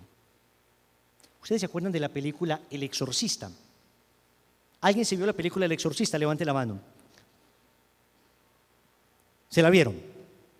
Esa película está inspirada en un caso de la vida real. Claro, la película le mete todo el Hollywood que se imaginen, ¿no? Los exorcismos en realidad no son tan grandilocuentes. O sea, todo lo que pasa ahí puede pasar alguna cosa aislada en un exorcismo, pero todas esas cosas juntas difícilmente pasarían en un solo exorcismo. Y hay cosas así pues como que el giro de 360 grados de la cabeza que, bueno, no. Pero resulta que ese caso histórico, eso pasó en Washington, D.C., ese caso histórico de esa persona que fue exorcizada, esa familia estaba siendo, liberada por un pastor presbiteriano. Un pastor presbiteriano fue el que atendió a esta familia. Y el pastor presbiteriano en la vida real le dijo a la familia: por favor, busquen a un sacerdote católico, que para casos tan difíciles los sacerdotes católicos. Y esto cada día es más común. Yo he escuchado ya de varios casos donde pastores, iglesias evangélicas dicen vayan donde sacerdotes católicos, cuando son cosas tan especializadas, solo la iglesia católica. ¿Por qué? Porque es que nosotros tenemos todas las gracias sacramentales. Los evangélicos tienen fe y la fe sirve de mucho, pero nosotros tenemos fe y además la Eucaristía, y además la intercesión de la Virgen María, y además la correcta interpretación de la palabra de Dios, y además el ministerio de exorcizado, además la especialización de 2000 años de santos que han expulsado al demonio. Entonces, cuando tú en una liberación te das cuenta que esa agua que tú ves en todas las iglesias se le tira a una persona de estas y esa persona grita de dolor, entonces comienzas a creer que de verdad la mano de ese sacerdote que bendijo esa agua es una mano consagrada, y comienzas a entender que lo que hay allí es un misterio más allá de la debilidad de los sacerdotes. Por eso Dios permite en muchas ocasiones casos de estos, para mostrar la verdad de la fe católica. Segundo, lo permite para purificar la vida pecadora de una persona. Escúcheme en esto. ¿Cuántas personas no se acercarían a Dios jamás si es que no tuviesen un proceso de liberación? Y he conocido a muchos que desafortunadamente el amor de Dios no les hizo ni cosquillas, pero cuando empezaron a revolcarse, cuando de repente llegaban a una iglesia y sentían como un fastidio, cuando de repente no eran capaces ni de darse la bendición, o como le pasó a una amiga mía que estábamos hablando y de repente me metí la mano al bolsillo para sacar el rosario y gritó ¡no! Le dije ¿no qué? ¡No! ¿Qué tienes ahí? ¡No! Y se levantó, estábamos en una banca en un parque. ¿Qué tienes ahí? Yo dije, qué pena, que van a pensar pues que tengo marihuana o qué, que voy a sacar el bazuco.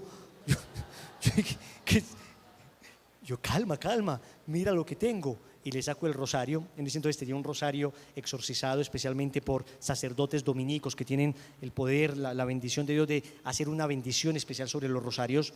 Entonces, bueno, ya había tocado todas las reliquias de todos los santos en Europa y Tierra Santa, y pues un rosario pues súper bendecido. Ella sintió el poder espiritual de ese sacramental. Y efectivamente cuando lo saqué le dije, lo que vos tenés es problema con esto, y se lo puse, inmediatamente cayó. Le dije, no, a ver, acá en el parque pues por supuesto no vamos a hacer oración, levántate. Eso fueron 3 cachetadas. Vamos, te confiesas y empiezas un proceso. Entonces, señores, miren cómo nos vamos metiendo en el tema. Estamos hablando de la primera puerta, que es el pecado, y estamos diciendo que Dios permite esto precisamente para que la persona se reforme del pecado, para que la persona se convierta. Y por eso cuando tú empiezas a sufrir todo esto, la gente quiere, por favor, póngame en las manos para librarme de esto. No sabe que usted es el que tiene en sus manos la decisión de liberarse de eso, saliendo del pecado. Es lo primero que usted tiene que hacer. Salga de esa vida en que está, conviértase. ¿Y saben qué? Hasta que no se convierta, seguramente no vas a liberarte de eso, porque es una bendición de Dios que estés viviendo eso para que te conviertas. ¿Quién como Dios? ¿Y después de Dios? Tercera razón que da el padre Fortea en su libro Suma Demoníaca, en la cuestión 106. Dice, para provecho espiritual de los buenos. Para conversión de los pecadores, pero para provecho espiritual de los buenos. Señores, es que uno rezando todos los días, es que uno yendo a misa todos los días, es que uno viviendo solo de fe, a veces es difícil contra un mundo que te está tentando permanentemente con placeres, con vanidades. Pero cuando de repente una persona virtuosa, orante, observa una realidad espiritual tan increíble como una liberación, y observa el poder de la palabra de Dios, y observa, como me ha tocado ver a mí multitud de veces, personas que vienen a comulgar temblando, que se deshacen, se le crispan las manos, caen una y otra vez para comulgar y llegan ante el sacramento de la Eucaristía. El sacerdote levanta la Eucaristía y esa persona cae al suelo inmediatamente, rendida ante los pies de Jesús. Por incrédula que sea, ahí está llorando, luchando ella por comulgar, mientras el demonio grita en su interior: no, aléjate de mí.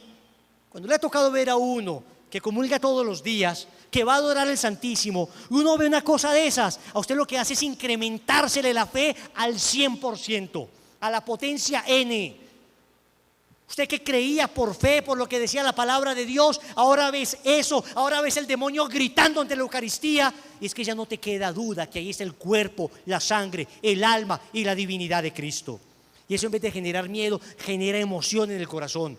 Deseo de ayudar a esa pobre persona, pero qué poder el de la Eucaristía. Y uno comulgando como si fuera una papita, uno comulgando, pegándose el chicle antes de comulgar detrás de la oreja, como me ha tocado ver. No, cuando uno ve eso, jamás se le va a volver a ocurrir comulgar en pecado mortal. Jamás. ¿Quién como Dios? Yo nunca he visto a Jesús Eucaristía gritando ante la presencia de un demonio. Nunca he visto a la Virgen gritando ante la presencia de un demonio. Nunca he visto a un sacerdote gritando ante la presencia de un demonio. No, lo que yo veo es al demonio revolcándose en el piso. ¿Quién es el fuerte entonces? ¿Quién es el fuerte? Hemos creído que el demonio es más fuerte. De ninguna manera. Es que yo lo he visto revolcándose en el suelo, como un gusano miserable ante la presencia de Jesús Eucaristía. Entonces Dios permite esto para aumentarnos la fe. ¿Quién como Dios? Y después de Dios, ¿para dónde vamos? Ya vamos terminando, señores. Y finalmente produce saludables enseñanzas para los hombres. Es la cuarta razón. La primera, se muestra la verdad de la religión católica. La segunda, ayuda a purificar los pecados para la conversión. La tercera, provecho espiritual para la gente que tiene fe. Pero la cuarta, en realidad, cuando uno ve una cosa de esa, es provecho espiritual para todo el mundo. Yo no sé si ustedes recuerdan el caso del exorcismo de Emily Rose. Es el caso de Anneliese Michel o Anneliese Michael, una niña alemana que empieza a sufrir estos casos. Eso es un caso histórico, un caso verdadero. Y lo curioso es que la niña muere al finalizar el proceso de exorcismo. Y lo que sucede es que ella describe que va a morir antes de morir, porque ella dice que la Virgen María se le aparece y ella es un alma víctima. Y la Virgen le pregunta: ¿quieres ser un alma víctima? O sea, te puede liberar el Señor ya, si tú lo pides. Pero el Señor ha querido que un alma tan pura y tan limpia como la tuya sea un alma víctima. Y esto te ocasionará un cielo que no te imaginas y que jamás hubieras podido conquistar ni con todos los esfuerzos del mundo a través de este proceso de exorcismo tan horrible. Pero además será una enseñanza para el mundo de la acción del demonio y de cómo sí existe y hay que defenderse de él. Y Anneliese Michel dice: quiero que a través de mí el Señor le demuestre al mundo que el demonio existe y que hay que luchar contra él. Y ella muere en ese exorcismo. Y la película de El exorcismo de Emily Rose, que se la recomiendo, no la vayan a ver pues de noche ahí solos, no. Le meten Hollywood de toda manera, le meten su cosilla por ahí, pero sustancialmente es buena. Lo mismo El Rito, es otra película buena, tiene alguno que otra imprecisión teológica, pero son películas de contenido bueno. Entonces, ¿cuántas personas finalmente se acercan a Dios cuando ven algo de esto?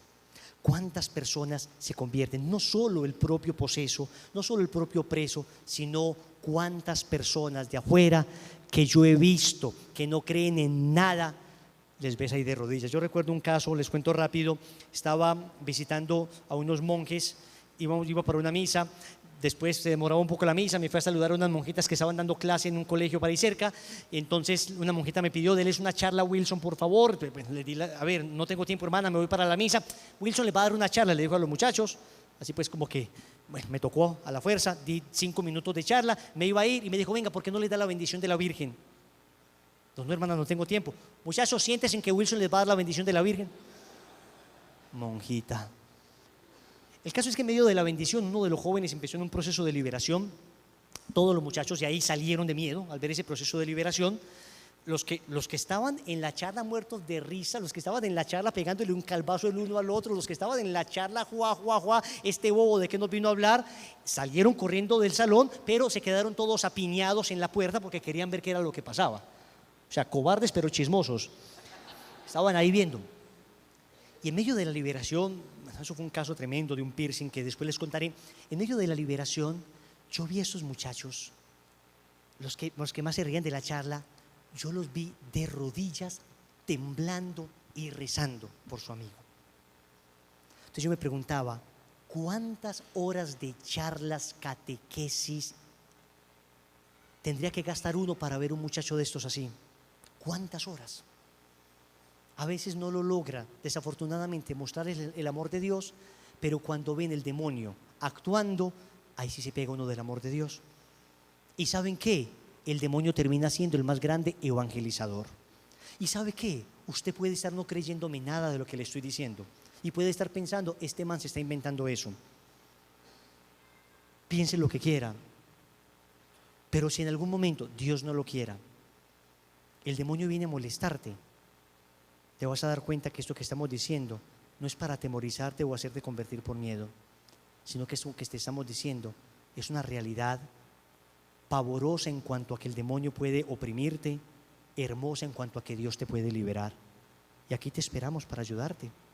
Nosotros somos unos pobres miserables, no podemos nada, pero estamos con Jesús y con la Virgen que lo pueden todo. Aquí te esperamos para ayudarte. ¿Quién como Dios?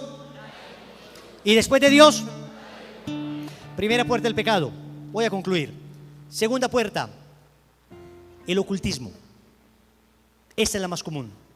Después del pecado, el ocultismo. Vas donde una bruja, juegas tabla ouija, juegas Charlie Charlie, juegas el cuadernito que tiene unas tijeras cruzadas, a ver qué habla el duende, no sé qué, tira la monedita, duendecito, duendecito, juegas incluso cosas ocultistas, Pedro responde, no sé qué. Termina la persona contaminándose. Un consejo que les doy: no jueguen con el demonio. El demonio no va a jugar contigo, el demonio te va a molestar. No jueguen con eso, ni por curiosidad. Les resumo el caso de unas chicas que me estaban esperando a la entrada de mi casa. Yo en ese entonces estaba estudiando ingeniería informática. Iba llegando yo a mi casa, 4 jóvenes colegialas me estaban esperando. ¿Tú eres Wilson Tamayo? Le dije, sí. Ay, broma. Sí, ¿qué quieren? Wilson, jugamos tabla ouija hace no sé cuántos meses. En medio de la tabla ouija, esta chica, me mostraron una chica pelirroja, empezó en trance. Soltamos esa tabla ouija, a través de esa muchacha empezó a hablar un espíritu que nos iba a matar a todos y a nuestras familias. Ya nuestras mamás, ya me acuerdo, eran como 6 meses que habían jugado eso, y ya 3 mamás de ellas, eran 8 muchachas, pero solo había 4, a 3 mamás de las 8 les habían diagnosticado cáncer. Una cosa tremenda, así. Estaban asustadísimas. Entonces le dije a la niña, venga, le vamos a ayudar, a ver, vamos a buscar ayuda. Ni siquiera estaba bautizada, le dijimos que íbamos a ayudarle en una catequesis bautismal, a llevarlo a una iglesia para que hiciera el catecumenado. No volvió nunca, no quiso que le ayudáramos. Después, yo no sé si ustedes se acuerdan, un caso fatídico de una familia completa subiendo por la autopista Medellín-Bogotá en un carro que fue estripada por una camioneta que se pasó de carril. ¿Se acuerdan? Eso fue un caso espantoso que ocurrió en la autopista Medellín-Bogotá.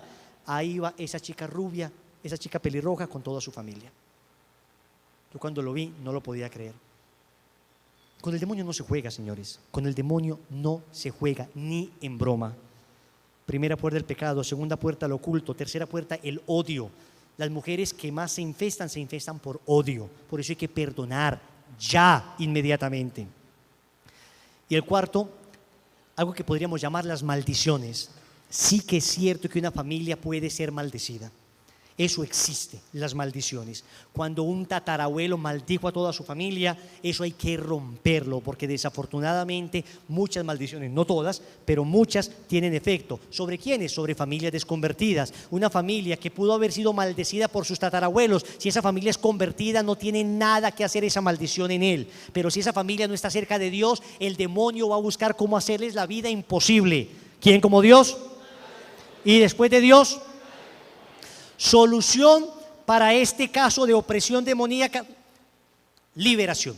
Tú podrías hacer oración de liberación, ir a un grupo carismático que te haga oración de liberación, pedirle a algún sacerdote que ore por ti por oración de liberación. Eso no es todavía un exorcismo. ¿Por qué? Porque para el exorcismo se necesita el ritual romano de exorcismos, y solo un sacerdote delegado por el arzobispo, por el ordinario del lugar, puede hacer un exorcismo oficial. Pero cualquier sacerdote podría rezar por ti pidiéndole al Señor que te libere de una obsesión demoníaca que ataca por fuera los sentidos, tanto internos como externos, y una opresión demoníaca que ataca parte de la persona, un área de la salud, un área de su economía. Cuando hay un caso de verdadera posesión demoníaca, tercer nivel de infestación, posesión demoníaca, se requiere un exorcista. El demonio ya se ha tomado todo el campus del castillo. No ha entrado a la torre porque en la torre está el entendimiento y la voluntad, pero se ha tomado ya todo el campo.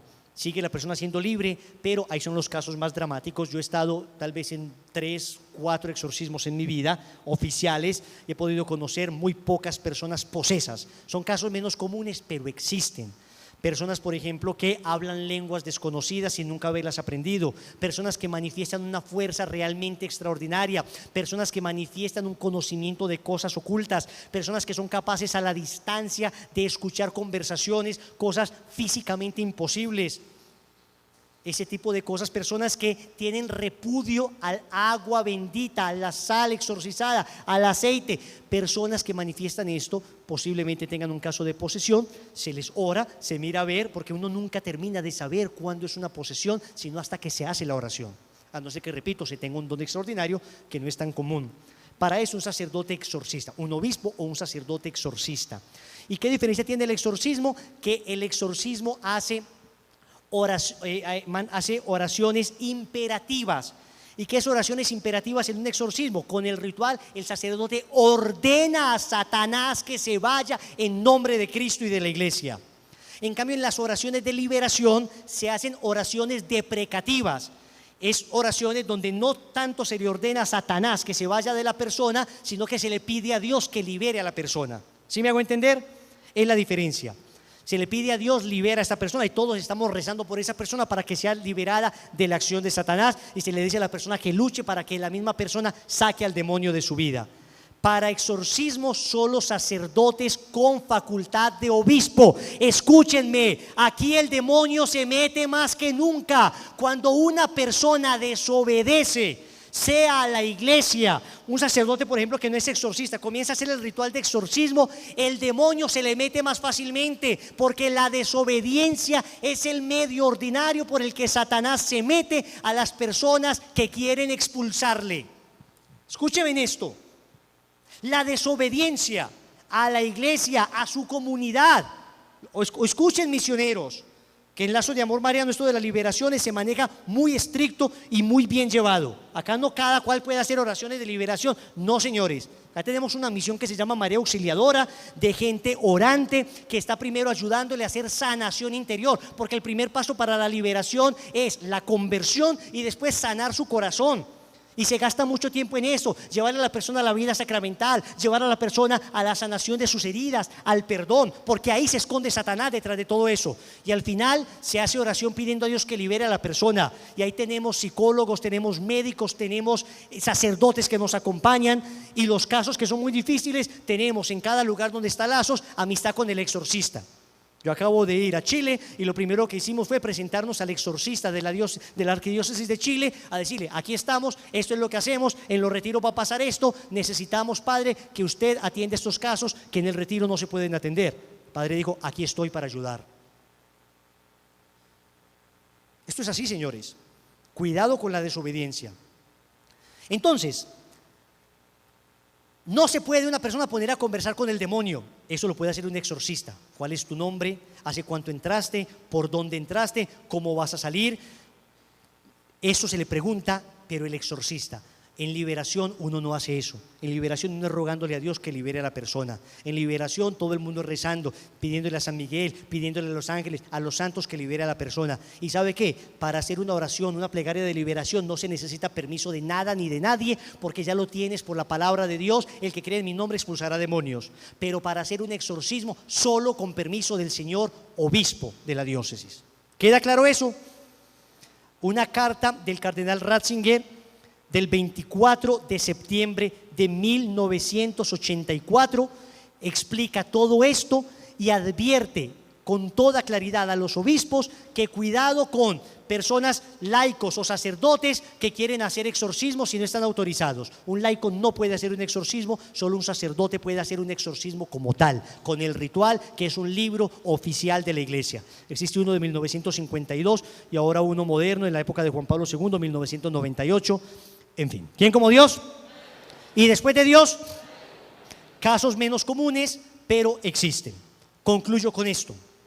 ¿Cómo luchar entonces nosotros día a día con el demonio o contra el demonio? Muy fácil. Primero, Conversión, conversión de vida, lo primero. ¿Quieres luchar contra eso? Conviértete y cree en el Evangelio. Segundo, comunión de los santos. Existen los ángeles. Existen una realidad espiritual, los santos, los ángeles, existe esta realidad y tienes que pedirle a los ángeles que te ayuden y tú tienes que pedirle a tu ángel de la guarda que te acompañe. Mi ángel de la guarda me ha salvado por lo menos 3 veces la vida en casos concretos que sé. Uno cuando tenía 4 años, que un carro se vino sobre la casa en la que nosotros estábamos, estaba jugando yo de niño ahí en el jardincito afuera de la casa y de repente yo vi que ese carro venía, cerré los ojos y cuando los abrí, el carro estaba volcado justo donde yo estaba jugando y yo estaba en la acera. Estoy seguro que fue mi ángel de la guarda.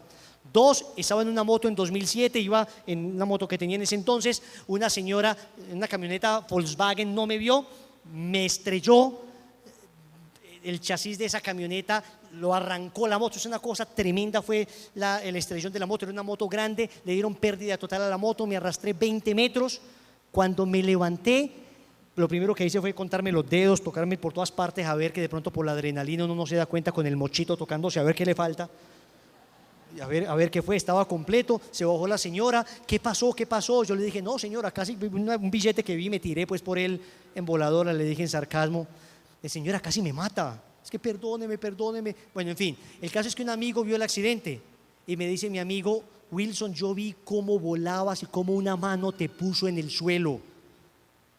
Porque la moto pérdida total, el casco no tenía un rasguño, yo no tenía un rasguño, lo único se me rajó el pantalón, yo iba para un matrimonio, estaba vestido de cachaco, de eterno, y se me rasgó el pantalón un poquito atrás. Y yo dije, claro, cuando el ángel me dejó, se le enredó una uña en el pantalón, pensé. Después yo en broma lo pensé, pero sí que es cierto, fue un milagro porque pérdida total a la moto. Y 3, cuando era joven también me caí de un segundo piso y no sé qué pasó, del segundo piso caí perfectamente de pie, no me pasó nada, también se lo atribuyo a mi ángel de la guarda. Cree en tu ángel, habla con tu ángel. Estas son las ayudas físicas, pero creo más bien que las ayudas espirituales que me ha dado son innumerables y es tal vez de las que menos nos hemos percatado. ¿Cuánto te ayuda tu ángel para que no peques? Tiene la ayuda de los ángeles, conversión, ayuda de los ángeles, vida sacramental, misa, confesión, rápido, urgente. ¿Quieres saber si eso que estás viviendo es un problema espiritual o solo un problema psicológico o solo un problema ambiental? Confiésate, conviértete, ve a misa, comulga, verás que muchas cosas comienzan a cambiar y hasta eso que te está pasando va a cambiar. Finalmente, uso de sacramentales, agua bendita. El agua bendita que está en la entrada de las iglesias tiene como función principal sacar al demonio de tu vida. Y voy a leerle lo que dice Santa Teresa de Ávila al respecto. Escuchen, señores. Santa Teresa de Ávila dice a propósito del agua bendita: estaba una vez en el oratorio y se me apareció hacia el lado izquierdo una abominable figura.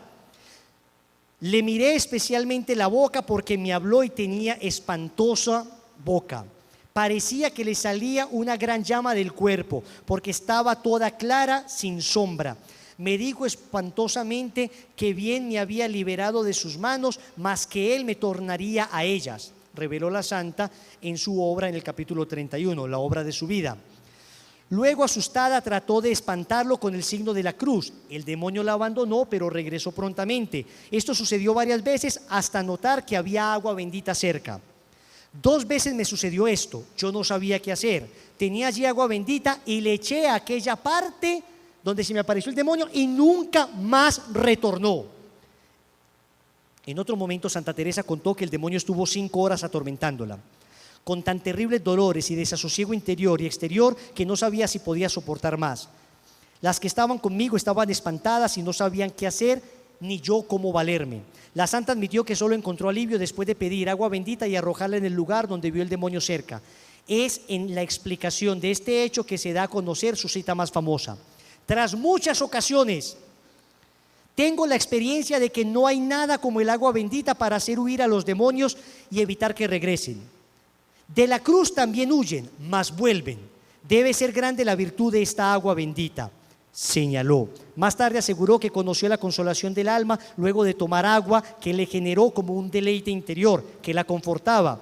Esto no es un antojo, dice ella, ni cosas que se me han acaecido una sola vez, sino muchas, y he mirado con gran advertencia. Digamos, es como si uno tuviese mucho calor y sed y luego bebiese un jarro de agua fría y sintiera un gran alivio. Considero que es una gran cosa todo lo que está ordenado por la iglesia y me conforta mucho ver que tengo tanta fuerza, que tengan tanta fuerza aquellas palabras, que así se pongan en el agua para que sea tan grande la diferencia con la que no es bendita. Continuó. Es decir, que ella dice que es increíble que una simple bendición tenga tanta fuerza y transforme tanto en agua. ¿Saben por qué? El agua bendita es un sacramental que recuerda al demonio que estás bautizado, por eso huye. También en el antiguo ritual de exorcismo, el del 52, se exorcizaba sal, especialmente sal exorcizada, para poner en lugares para que el demonio se vaya de los lugares. Y ahora decíamos que el demonio puede actuar en una persona de tres maneras: obsesión, opresión y posesión. Pero sobre las cosas puede infestar las cosas, y por eso se utilizaba mucho la sal exorcizada. Ya desafortunadamente en el nuevo ritual no hay bendición para esto, y desafortunadamente muchos sacerdotes no bendicen esto. Pero si usted conoce un sacerdote exorcista que le pueda bendecir sal, pídale que la bendiga, y la puede echar en algunas partes de su casa, no como una superstición, sino porque la sal recuerda al demonio que los cristianos somos sal de la tierra y luz del mundo. Somos sal, y si la sal se vuelve sosa, ¿quién la salará? Y también aceite, que también es poco común ya, el aceite exorcizado. El padre Gabriel Amor habla de él porque el aceite era un ungüento curativo del cuerpo y del alma. Tiene que ser aceite de oliva, que no es el mismo crisma ni el óleo santo. Esto es distinto. Esto es aceite que recuerda la unción con que fuimos bendecidos en el bautismo, y por eso el demonio huye ante la presencia del aceite exorcizado. Todo esto he podido presenciarlo con grandes sacerdotes exorcistas y en ministerios de liberación, y créanme, señores, todo esto no es sino una cosa: la manifestación del poder real de Dios.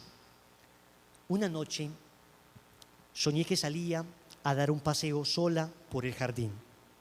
Dice Santa Teresita del Niño Jesús en el primer capítulo de su autobiografía, La historia de un alma. Al llegar a la escalera había que subir para llegar a él. Me paré sobrecogida de espanto. Delante de mí, cerca del emparrado, había un barril de cal, y sobre aquel barril bailaban con agilidad sorprendente, a pesar de las planchas que arrastraban sus pies, dos horribles diablillos. De repente fijaron en mí sus ojos encendidos, y luego, en aquel mismo instante, mostrándose mucho más espantados que yo, saltaron del barril y fueron a esconderse en la ropería que estaba enfrente. Viéndoles tan poco valientes, quise saber lo que iban a hacer y me acerqué a la ventana. Los pobres diablillos estaban allí, corriendo sobre las mesas sin saber qué hacer para huir de mi vista. A veces se acercaban a la ventana, mirando con recelo para ver si yo seguía allí, y al verme empezaban a correr de nuevo como desesperados. Este sueño nada tiene que ver ciertamente con lo extraordinario. Creo, sin embargo, que Dios ha permitido que lo recuerde siempre para demostrarme que un alma en estado de gracia nada tiene que temer de los demonios, que son cobardes, capaces de huir ante la mirada de un niño. Santa Teresita del Niño Jesús, libro Historia de un alma, capítulo 1. Huir, pero no tú del demonio, sino el demonio de ti, si estás en gracia de Dios. Vamos a ponernos de rodillas, vamos a terminar con una breve oración. Hoy nos extendimos un poco, pero valía la pena para poder englobar todo el tema. Vas a cerrar tus ojos y vas a repetir conmigo: todo lo puedo en aquel que me fortalece. Todo lo puedo en Cristo. Aquí está la presencia de Jesús. Esto que hemos hablado tiene un único objetivo: acercarte a Él, acercarte a Él, acercarte con fuerza a Él, unirte a Dios. Vas a cerrar tus ojos y vamos a cantar: no lo hay, no lo hay, no hay mal que me pueda vencer. No lo hay, no lo hay, no hay mal pueda vencer. Una vez más, no lo hay. Vamos a decirlo. No lo hay, no lo hay, No hay mal que me pueda vencer, pues todo lo puedo en aquel que me fortalece. pues todo lo puedo en aquel que me fortalece. Todo lo puedo en Jesucristo. Todo lo puedo. Todo lo puedo en aquel que me fortalece. Todo lo puedo en Jesucristo. Nuevamente, pues todo lo puedo en aquel que me fortalece. Pues todo lo puedo en aquel que me fortalece. Todo lo puedo en Jesucristo. Pues todo lo puedo. Pues Todo lo puedo en aquel que me fortalece.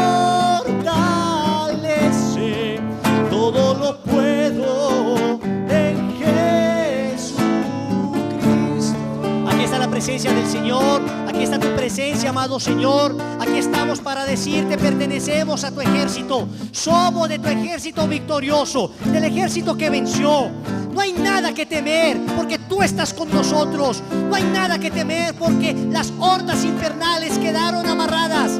Como decía San Agustín, el demonio después de la redención de Cristo es como un perro amarrado que solo muerde a quien se le acerque. Y nosotros hemos decidido acercarnos a ti, Señor, y huir deliberadamente de todo pecado que le daría de alguna manera poder a Satanás para hacernos daño. Por eso repetimos con fuerza, todos a una sola voz: en el nombre de Jesús, renuncio a Satanás, a sus seducciones y a sus obras, y por medio del Inmaculado Corazón de María me consagro enteramente al Padre, en el Hijo, por la fuerza del Espíritu.